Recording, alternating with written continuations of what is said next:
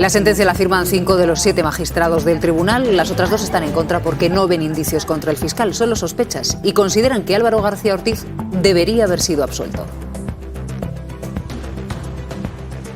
De las reacciones a esta sentencia vamos a destacar 2, la del presidente del Gobierno y la de la presidenta de la Comunidad de Madrid. A un fiscal general del Estado que lo que ha hecho ha sido defender la verdad y la institución de la Fiscalía General del Estado. Si quien tiene que pedir perdón es la señora Ayuso. Esto hace caer a plomo a un gobierno en cualquier democracia liberal y no nos podemos acostumbrar, por tanto, a que todo valga. Y una vez conocida la sentencia, ¿cuáles son los siguientes pasos? María, ¿puede recurrir García Ortiz? Sí que puede, y según hemos sabido, su abogado estaría pensando ya presentar un escrito de nulidad ante el Supremo, ante el alto tribunal que lo ha condenado. Hola Pablo, buenas noches. No sé tú tuviste que ir a declarar, tú contaste lo que contaste, dijiste, oye, es que yo desde la tarde ya había visto ese correo, pero no me autorizan hasta las 11 a publicarlo. No fue el fiscal general. No sé cómo te quedas tras leer la sentencia. Bueno, a mí me da la sensación de que al fiscal general del Estado le han aplicado el derecho penal del enemigo, que sus garantías procesales han sido relativizadas e incluso suprimidas, en el caso de la presunción de inocencia, que todas las inferencias, todas las deducciones, el tribunal ante cualquier duda concluye en contra del reo. Y bueno, que no puedes presentar como hecho probatorio la falta de prueba, que también es un derecho inquisitorial, y es lo que también se ha hecho en esta sentencia. Que cualquier sala de un tribunal debe presentarse como neutral, y aquí han ido de la mano de la acusación, han rechazado sin práctica de prueba alguna todas las alternativas razonables para concluir que no existe otra alternativa razonable que no fuera que el fiscal general del Estado lo filtrara, ¿no? Y bueno, se pone en duda la versión de los periodistas y se pone en duda también mi versión, mi relato de hechos en esa circunstancia. Lo que extraña es que no cumplan con su obligación, ahora que os estabais haciendo esa pregunta, que no cumplan la obligación del tribunal. Que nos hizo cuando declaramos, nos hizo esa prevención antes de declarar, que esto podía, en caso de no decir la verdad, que actuamos o declaramos bajo juramento, que esto podía tener una consecuencia, y esa consecuencia no es otra que la deducción de testimonio. Pues que lo hagan.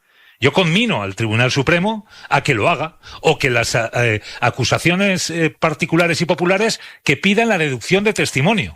¿Crees que lo hagan? Espero que sí.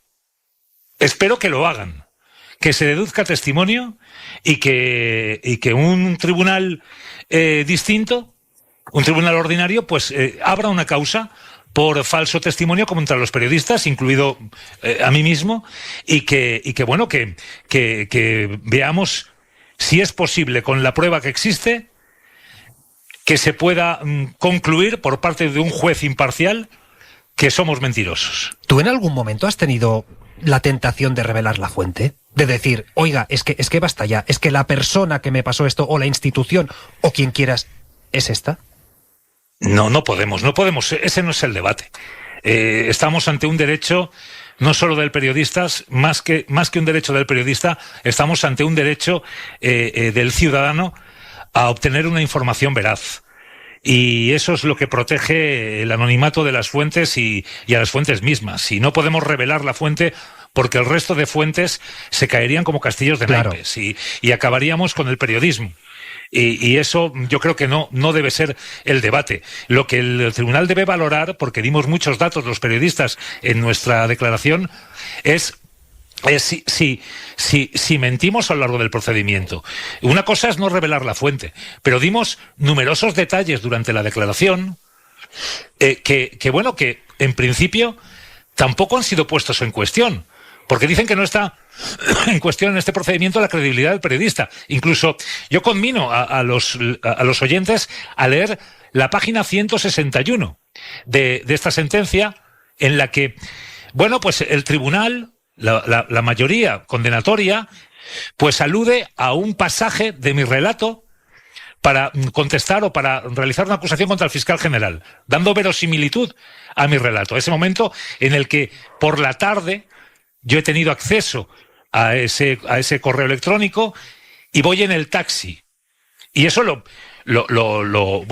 asevera los magistrados en esa página 161 como un hecho probado. Vamos a ver. si ese hecho es cierto, si yo he estado en el taxi y he tenido acceso al contenido de ese correo electrónico, ¿para qué iba a necesitar por la noche que el fiscal general del Estado me filtrara el correo electrónico? Y luego está, perdona Pablo, luego está lo de la llamada de los 4 segundos. Sí. ¿No? Eso, explícalo bien. ¿Qué son esos 4 segundos en los que en teoría tú hablas con el fiscal? Eso es. Vamos a ver, el tribunal sugiere que en esos 4 segundos, en esa llamada de 4 segundos, yo he hablado efectivamente con el fiscal general del Estado y me ha podido filtrar la información. Esa llamada es a las 21:38, 4 segundos. A las 21:38, el fiscal general del Estado todavía no tenía los correos electrónicos, que los recibe a las 21:54. Está sugiriendo el tribunal que en 4 segundos el fiscal general del Estado me filtra una información que no tenía en ese momento. Es mucha capacidad de síntesis y de anticipación, casi de evidencia. Y más allá de todo eso, después el tribunal dice que, bueno, pues si no fue en la llamada, pues a lo mejor después, a través de otras vías telemáticas, WhatsApp. De WhatsApp, por ejemplo, le filtraría el correo electrónico. Bueno, ni en la fase de instrucción, ni durante el juicio oral, nadie, absolutamente nadie, me pidió, que me lo podían haber hecho, como se hace en muchos procedimientos. Oiga, ¿usted tiene algún inconveniente en mostrar sus WhatsApps con el fiscal general del Estado? Le hubiera pedido permiso al presidente del tribunal o al magistrado Ángel Hurtado y me hubiera levantado y le hubiera mostrado mi muro de WhatsApp con el fiscal general del Estado. Y hubieran visto que no había ni WhatsApps con el fiscal general del Estado ni llamadas de WhatsApps. ¿Cuál es la pregunta que uno se hace? Que tal vez no hicieron esa pregunta lógica, no hicieron esa petición lógica a Miguel Ángel Campos, porque habrían descubierto que efectivamente no había WhatsApp ni llamadas de WhatsApp y les destruía el relato. Esther, querías... Hola, Miguel Ángel, soy Esther Palomero. Hola, Esther. Hola, Esther. En la sentencia me ha parecido, aunque es verdad que el tribunal no cuestiona la veracidad de vuestros testimonios y sí reconoce el derecho constitucional a mantener la identidad de vuestras fuentes, sí que me ha parecido entender que hay un ligero reproche a cuando tú, creo, en tu declaración, sitúas a tu fuente de información en la tercera planta de la Fiscalía de Madrid. ¿Es así o no? No, de la Fiscalía de Madrid no, una tercera planta. En una tercera planta, sí, pero luego hay otro testimonio que es el de José Manuel Romero, que apunta a la Fiscalía de Madrid directamente. Yo no he hablado de la Fiscalía de Madrid, yo simplemente dije... A la tercera planta de un edificio... Una tercera planta. Exacto. A una tercera planta. Pues no hay terceras plantas en edificios en Madrid. Hay muchísimas. No estaba haciendo referencia a ninguna fuente en concreto. ¿Pero por qué se reprocha en la sentencia? Bueno, pues insisto, creo que han hecho ese derecho, han aplicado ese derecho penal del enemigo, han ido atacando, en lugar de permanecer neutrales como sala, lo que han ido haciendo es destruir, atacar directamente toda la estrategia de defensa, posicionándose al lado de la acusación. No han actuado como un tribunal neutral. Y es algo muy triste y tremendamente peligroso. Una cosa que me ha llamado la atención respecto a los periodistas, cuando habla del derecho a mantener la reserva de sus fuentes, lo que dice es que tienen derecho pero no obligación, y afea o justifica esa apreciación en que no hay un desarrollo legislativo del secreto profesional en este país. Como si la garantía constitucional del secreto profesional no fuera suficiente para guardar la reserva de las fuentes de los periodistas. Eso me ha llamado también la atención. Y luego hay una cosa, yo creo que hay algo mínimo que debiera de resarcirnos por lo menos a los profesionales de la información. Y es que queda absolutamente acreditado, como subraya la sentencia, que es lo único que a mí me ha parecido que es de recibo, que todo esto tiene un origen en una información falsa. En una información falsa publicada por un medio de comunicación o por 3 medios de comunicación que todavía no han reconocido la falsedad de su información. Esther, y no hoy presumen de ello. Exacto.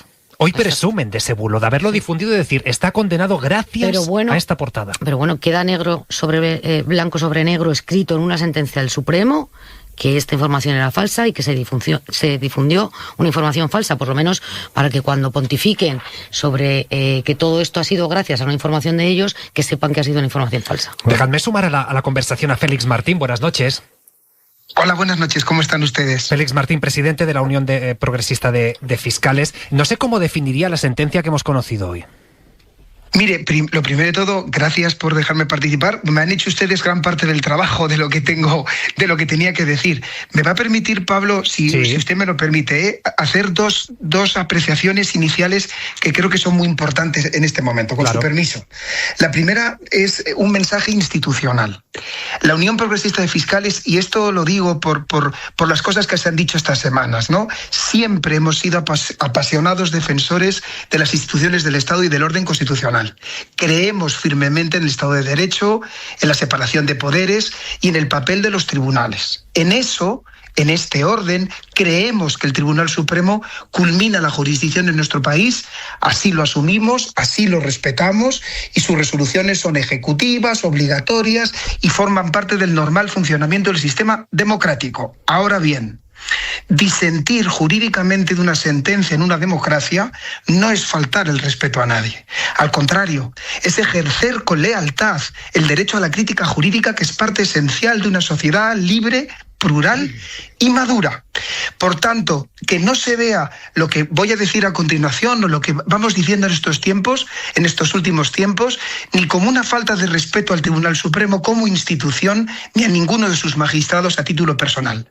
El análisis técnico, jurídico y constitucional que nos lleva a disentir profundamente de la sentencia, de la motivación, de la forma, de lo que han acontecido en estas casi 3 semanas, va porque creemos en las instituciones. Y segunda apreciación, y perdone que me haya alargado con la primera, ¿por qué esto importa a las personas? Mire, yo contaba a mis compañeros que he podido reflexionar mucho estas semanas. El otro día, en el gimnasio, me preguntaba una persona que sabe que yo me dedico a esto, pero ¿esto qué pasa? ¿Esto es de los políticos? No. Esto va de todos. Esto va de que tenemos que garantizar a los ciudadanos que el que se sienta ante un juez, que el proceso será limpio, prudente y con todas las garantías. Y sobre todo, y aquí ya entro con la sentencia, porque nadie tiene que demostrar que es inocente. Es el Estado el que tiene que demostrar la culpabilidad sin ninguna duda. Y esto no por probabilidad, sino con una certeza. Por tanto, la justicia no solo tiene que ser justa porque emane del Tribunal Supremo, tiene que parecer justa. Y cuando hay prisas, gestos extraños, decisiones sin explicar o rebaja de los estándares de garantías, porque lo que vemos en esta sentencia, compartiendo todo lo que ustedes han dicho, son una rebaja grave, inexplicable y además que no cumple con las enseñanzas que el propio Supremo nos ha establecido a todos nosotros. Claro que esto afecta a cualquier ciudadano. Lo que más veo, y perdone si me alargo mucho, córteme si me alargo mucho, lo primero que tenemos que decir a la ciudadanía, con sosiego y con responsabilidad, es que se ha vulnerado la presunción de inocencia de un ciudadano que además es fiscal general, porque se ha invertido la carga de la prueba y porque la condena se ha basado en una hipótesis de probabilidad sin más. La carga de la prueba, ¿qué implica? Que la carga de la prueba la tiene que manifestar la acusación, que la culpabilidad debe quedar acreditada con certeza suficiente y que toda duda razonable debe resolverse siempre en favor del acusado. Estas 3 cosas que les he dicho, y si quiere vamos repasando el porqué, no se han cumplido en este caso. Y lo tenemos que decir con respeto, pero con contundencia. ¿Hasta qué punto queda entonces hoy dañada la credibilidad, la confianza en la justicia? Mire, nosotros creemos en las instituciones y España es una democracia madura, avanzada, que tiene resortes suficientes para resolver los problemas o las disfunciones o los errores o los defectos que puede incurrir cualquier tribunal. Por lo tanto, que esto es grave, que nos preocupa enormemente, sí, pero nosotros manifestamos nuestra confianza y mire, el mejor homenaje el mejor homenaje que UPF puede rendir a un hombre inocente, y lo digo ahora después de haber leído la sentencia, que va a responder porque le corresponde como ciudadano, por respetar la jurisdicción, la sentencia del Supremo por un delito que no ha cometido, es creer en el sistema de garantías del que nos hemos dotado. Garantías en España y en el modelo europeo al que pertenecemos. Por tanto, nuestro mejor homenaje, y también porque quiero dar un mensaje, queremos dar un mensaje de tranquilidad a la ciudadanía, de confianza, de sosiego, es apoyar al fiscal general en los medios procesales que adopte para combatir jurídicamente esta sentencia y además asumir una bandera del reformismo. Todo esto implica que es necesario hacer reformas procesales para corregir desequilibrios sistémicos, que esto sí que lo observamos, como se ha evidenciado en este proceso. No es normal que un señor haya tardado, el fiscal general, 19 días en conocer el por qué se le condena. No es normal. No es normal. Entonces, hay muchas cosas. El mensaje que quiero trasladarle, obviamente, ahora si quiere repasamos bastantes de los motivos por los que discrepamos, pero es de confianza en el sistema constitucional del que nos hemos dotado. Es decir, usted me está diciendo, confiamos en que el Tribunal Constitucional dictamine que se han vulnerado derechos del fiscal general del Estado. Mire, no le pongo una traducción de tal tribunal o tal otro, de los medios procesales existentes. Ya sea Europa, ya sea Europa. Confiamos, porque es evidente, lo más evidente es que los estándares de garantías han cambiado, se han reducido. No podemos admitir unas presunciones contra reo. No podemos permitir, y fíjese que aquí les introduzco a ustedes también como periodistas, que se devalúe probatoriamente los testimonios de profesionales de la información que cumplen una función constitucional porque se acojan al secreto profesional. No puede ser. No puede ser. Entonces, todos esos argumentos nos dan de manera sosegada la convicción de que existen mecanismos para corregir lo que entendemos que es un error manifiesto del Tribunal Supremo. Me decía, hay muchos elementos que nos chirrían de esta sentencia, de este error manifiesto que dice usted. ¿Cuál es el que más le ha sorprendido, el que más le parece inexplicable? Pues mire, son sobre todo la presunción contra reo en todo momento. Creo que lo dice muy bien el voto particular. En todos los momentos donde el tribunal podía optar por opción A, opción B, cogía la opción peor para el acusado. La peor para el acusado. Entonces, claro, esto es... Y además, otro elemento importante, cuando había el propio Tribunal Supremo, la sentencia dictada, analiza que había otras hipótesis alternativas, pero como el tribunal considera que la suya es la más probable, solo por eso la considera probada. Perdón, ¿y por qué no examina las alternativas? ¿Por qué no las descarta probatoriamente? Descártemelas probatoriamente y entonces llegaremos a la convicción de que su opción es la correcta. ¿Qué es lo que nos dice el voto particular? Y luego, fíjese que le quiero hacer otra precisión que nos parece gravísimo. El voto particular lo que nos viene a decir es que estas hipótesis alternativas eran exactamente igual de plausibles que la alternativa que ha defendido el tribunal para la condena. Pero el tribunal dice que no. Dice, no hay ninguna otra hipótesis alternativa que nos lleve a pensar que sea otro quien ha filtrado el correo. Eso es la sentencia, dice usted. Sí. Sí, pero ¿qué dice el voto particular? Que todas las hipótesis alternativas, como por ejemplo, que se hubiera desvelado por el entorno del denunciante, esa alternativa era igualmente posible y no se ha analizado por qué se llega a descartar. Pero fíjese en lo que nos parecía, cuando lo hemos estado analizando los compañeros, dramática. La nota de prensa. La nota de prensa que ha implicado una mutación del objeto del proceso. Esto es otro debate que tenemos que hablar. ¿De qué se ha defendido exactamente el fiscal general? ¿En qué de la filtración, de la nota de prensa, donde están la protección del derecho de defensa? Pero bueno, dejando esto al margen, resulta que para los magistrados que han dictado la sentencia consideran que la nota en sí es delictiva. ¿Y qué dice el voto particular? Dice la nota particular que era la única que lo tengo. No solo no es delictiva, sino que era obligada. obligaba. Y le leo este párrafo, dice: lo contrario, el no hacer la nota, habría sido dar por válida la afirmación que atacaba con plano de legalidad de la actuación de la Fiscalía y con ello el prestigio de la institución, y permitir la consiguiente quiebra de la confianza de los ciudadanos en el funcionamiento. Con lo cual, fíjese, para la ciudadanía, nos encontramos que lo que para unos es un delito, para otros es una obligación del fiscal general. Me vas a decir que te voy a dar una respuesta de manual, pero yo no lo quiero analizar en la clave de quién gana o quién pierde, si gobierna. Pero ha sido oposición. muy político Creo, esto. Sí, claro, ha sido absolutamente político. Incluso la instrucción y la sentencia es política. Pero yo creo que quien pierde es el Estado de Derecho y quien perdemos son los ciudadanos y la falta de credibilidad que en este momento tiene la justicia y los tribunales de justicia, no tengo ninguna duda. Creo que hoy hay menos motivos que ayer para creer en la independencia judicial y desde luego muchos motivos más para preocuparse si uno es sentado en un banquillo sin pruebas suficientes para ser condenado. Y luego me sorprende mucho las declaraciones una vez más, de la presidenta de la Comunidad de Madrid, porque no entiendo cuál es la línea de puntos que une un buen funcionamiento del Estado de Derecho con una dictadura, que es en la que sostiene la presidenta de la Comunidad de Madrid, que vivimos desde que nos gobierna la izquierda en este país.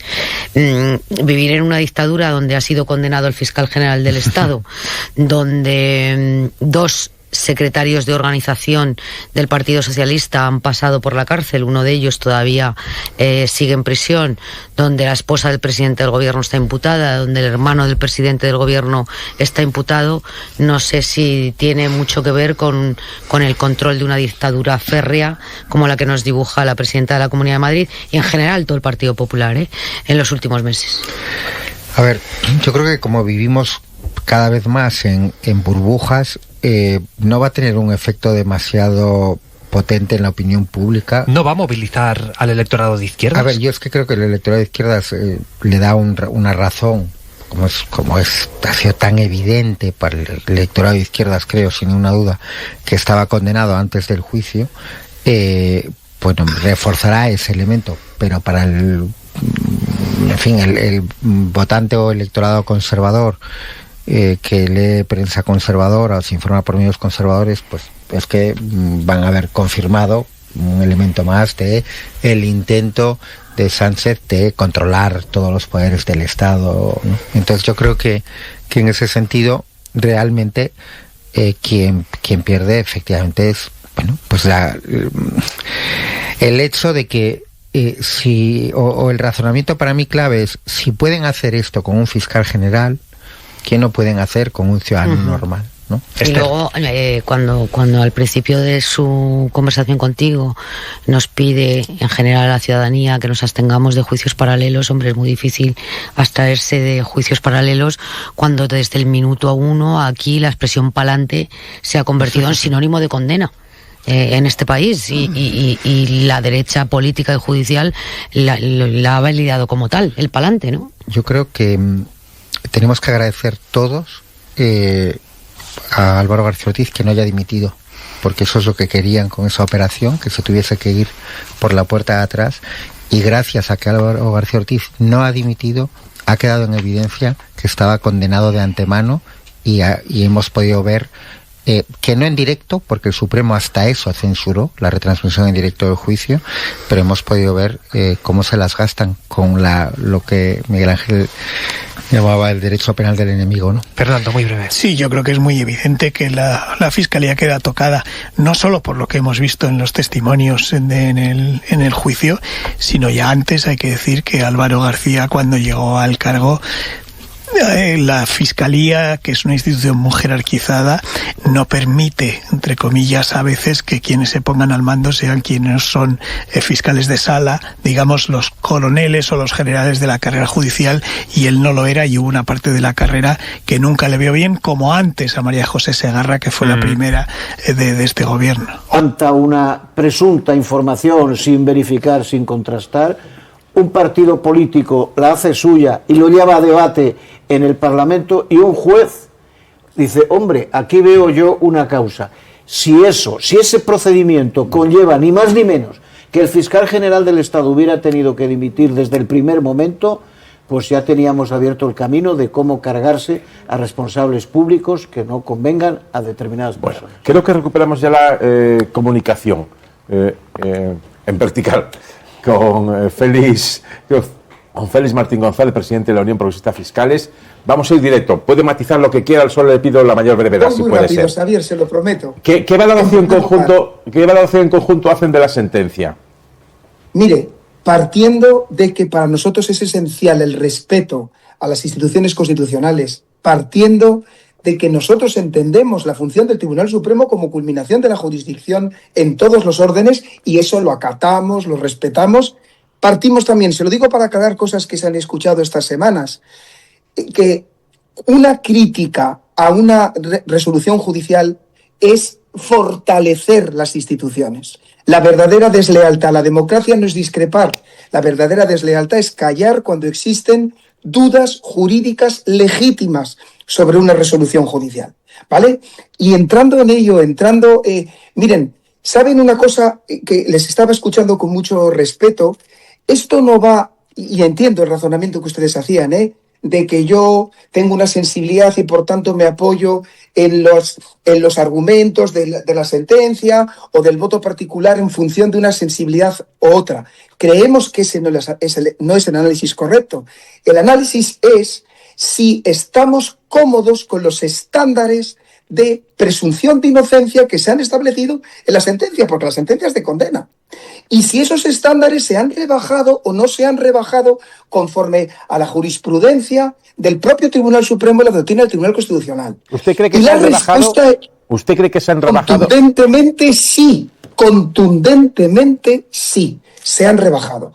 ¿En qué se han rebajado? En los tres principios básicos, señor Fortes, del principio de presunción de inocencia, de que la carga de la prueba recae en quien acusa, en que la culpabilidad debe quedar acreditada con certeza y no con probabilidad, y que toda duda razonable debe resolverse en favor del acusado y no en su contra.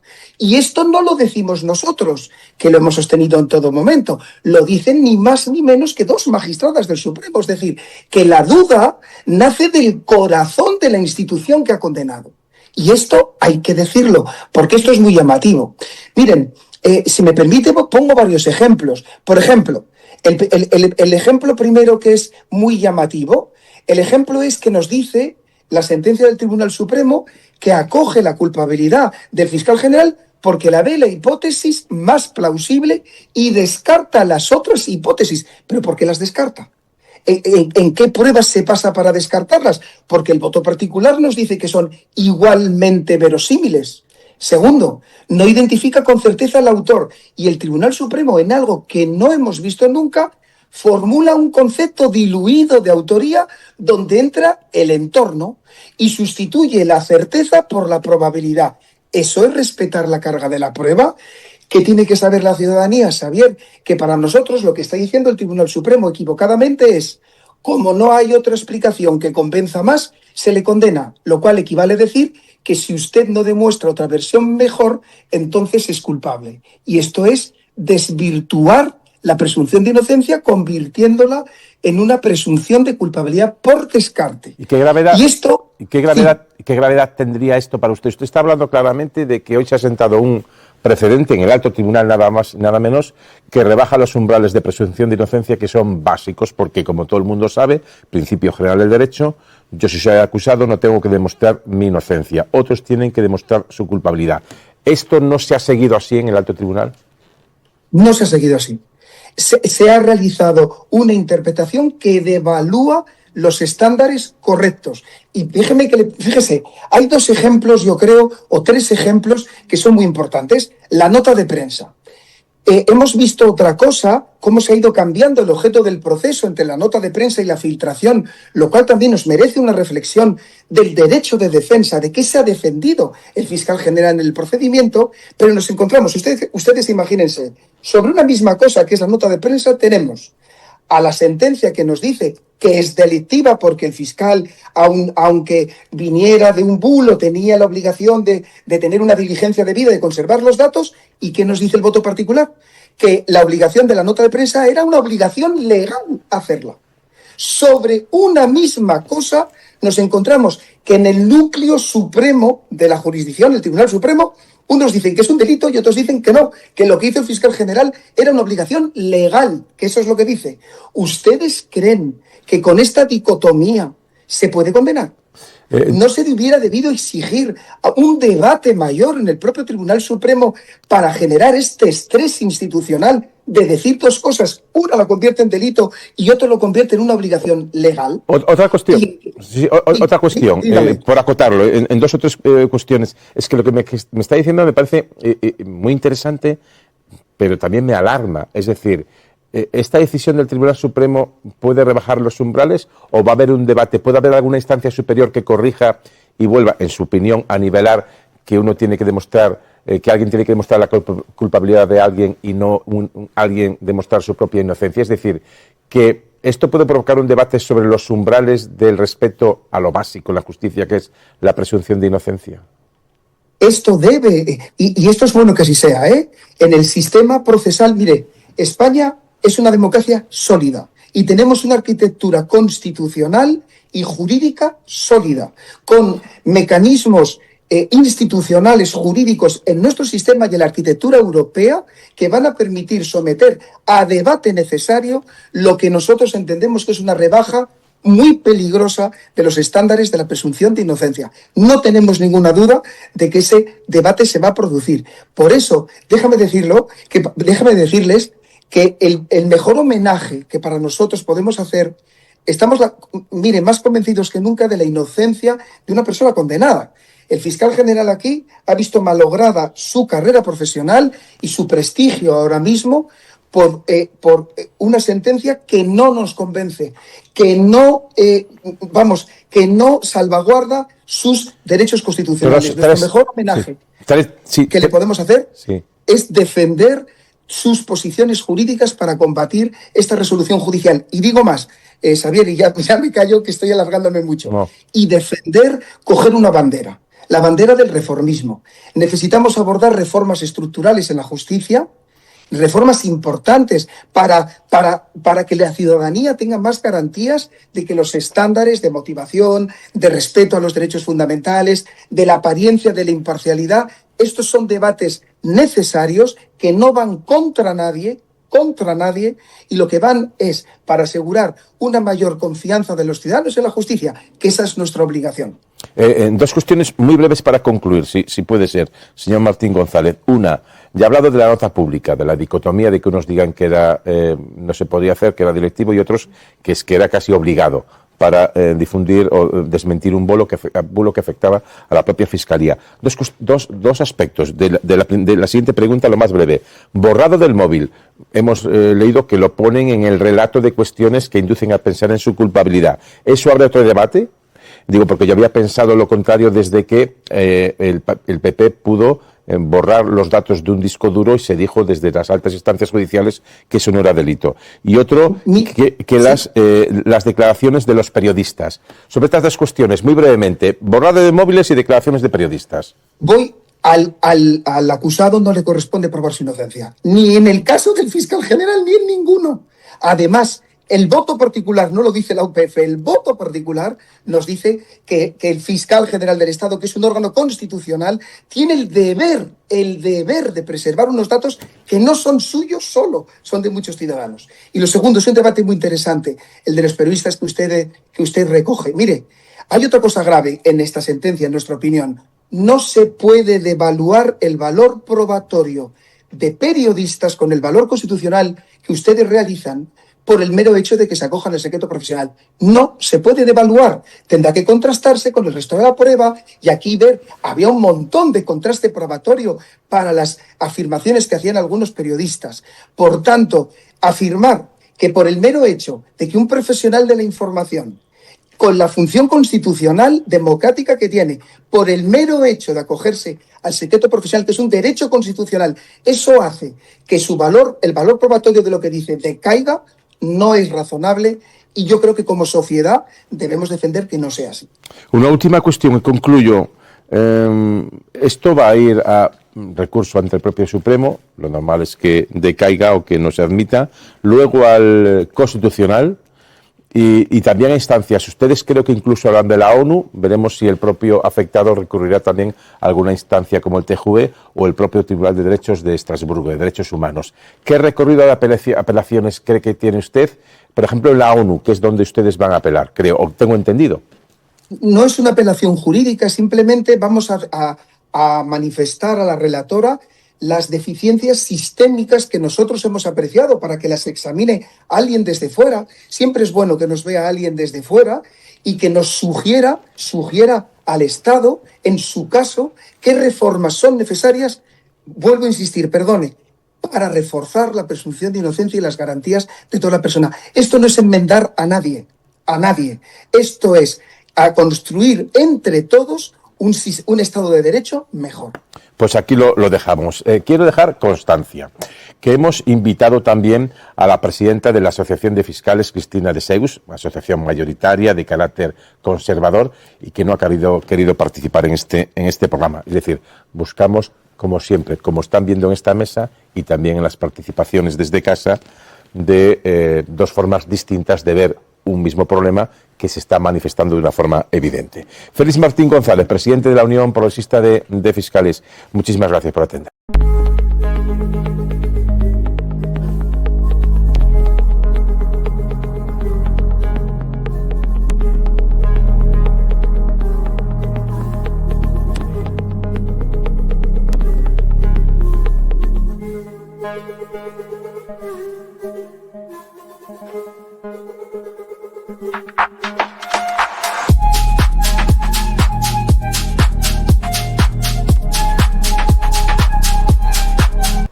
Se admitió a trámite, la suerte estaba echada. Y ya sé que decir esto pues es ya prejuzgar lo que ha sido el trabajo del tribunal y por lo tanto estar acusándoles de no sé qué cosas.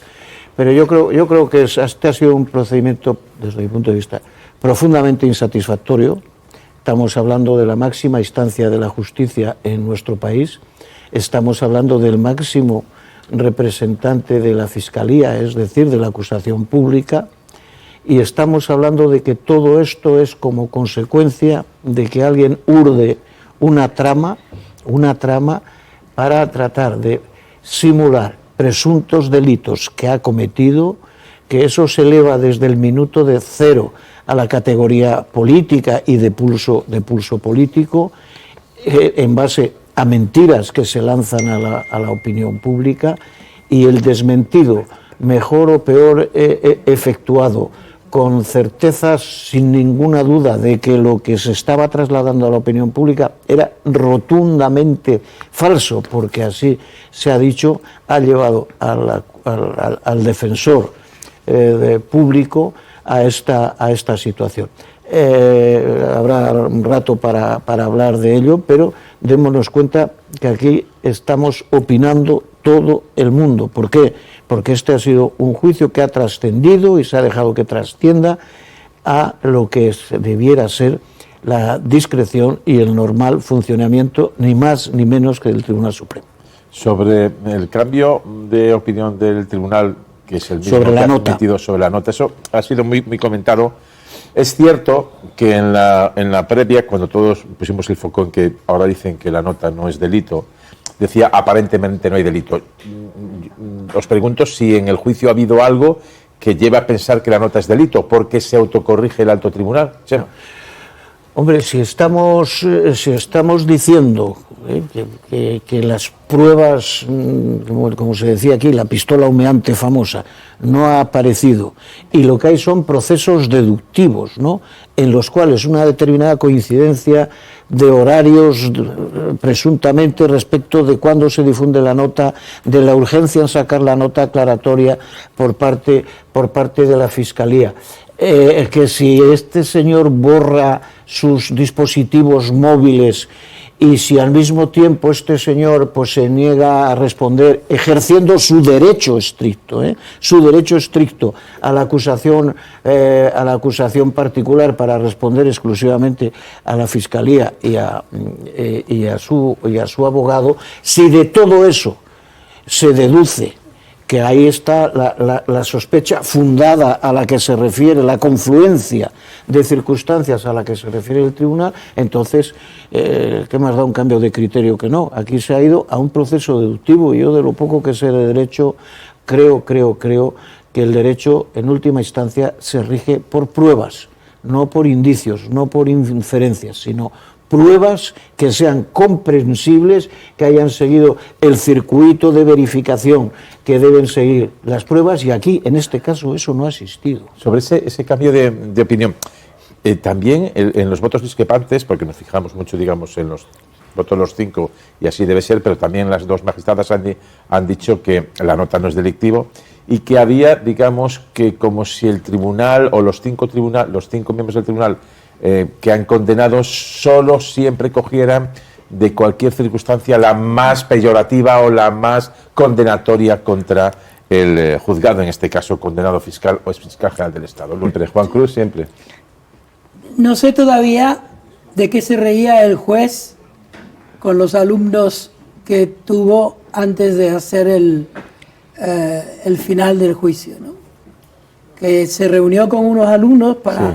Un curso todavía de abogados. Todavía no se ha explicado él por qué reían los alumnos y reía él, porque la risa la empezó él. Luego hubo una filtración muy importante, que fue la filtración que hizo el hombre que lleva los asuntos de la... Miguel Ángel Rodríguez. Él hizo una filtración. Sí. Esta filtración parece que no ha tenido ninguna repercusión en la historia de este juicio, ¿no? Ese hombre es un funcionario público de altísimo nivel y es alguien que con dinero público esa noche llamó por teléfono a periodistas para decir qué tenían que decir, con el resultado de que algunos periodistas dijeron lo que él decía que había que decir. Lo subrayo porque lo anecdótico a veces en este tipo de hechos tiene tanta importancia como una denuncia popular. Y sobre el fondo de la cuestión, Juan, sobre lo que dice una parte del tribunal y lo que dice la otra, esa ausencia de grises, por ejemplo, que comentaba acertadamente Ainhoa Martínez Hoyos, es normal que nosotros lo podamos ver de una manera distinta si el propio tribunal lo ve distinto. Yo lo que te pregunto es sobre esas cuestiones. Si la nota pública al principio del proceso no era delito y ahora lo es, de las declaraciones que se infieren de los periodistas o de la fiscal, del borrado del móvil que ha sido muy comentado, yo creo que esto es una de las causas posiblemente que utilice el propio fiscal en sus recursos. ¿Con qué te quedas o qué valoración haces de la sentencia? Yo creo, la valoración que yo hago de la sentencia es que era una sentencia que estaba premeditada. Es decir, aquí no hay ninguna novedad con respecto a lo que se dijo desde el principio, que había que encarcelarlo, que había que quitarle el poder. Era Hurtado puso el camino y ahora el camino se cumplió y esta es la historia. Es decir, este momento es la consecuencia de algo que se empezó a hacer por parte de Hurtado hace mucho tiempo. Por eso, desde mi punto de vista, y lo he dicho y lo reitero, por eso no tenía que dimitir en ningún caso, porque el procedimiento que se ha seguido con el fiscal general del Estado ha sido un procedimiento, un modus operandi bastante habitual. Es decir, un periódico, un periodista o lo que queramos decir, levanta una presunta información sin verificar, sin contrastar, un partido político la hace suya y lo lleva a debate en el Parlamento y un juez dice, hombre, aquí veo yo una causa. Si ese procedimiento conlleva ni más ni menos que el fiscal general del Estado hubiera tenido que dimitir desde el primer momento, pues ya teníamos abierto el camino de cómo cargarse a responsables públicos que no convengan a determinadas personas. Creo que recuperamos ya la comunicación.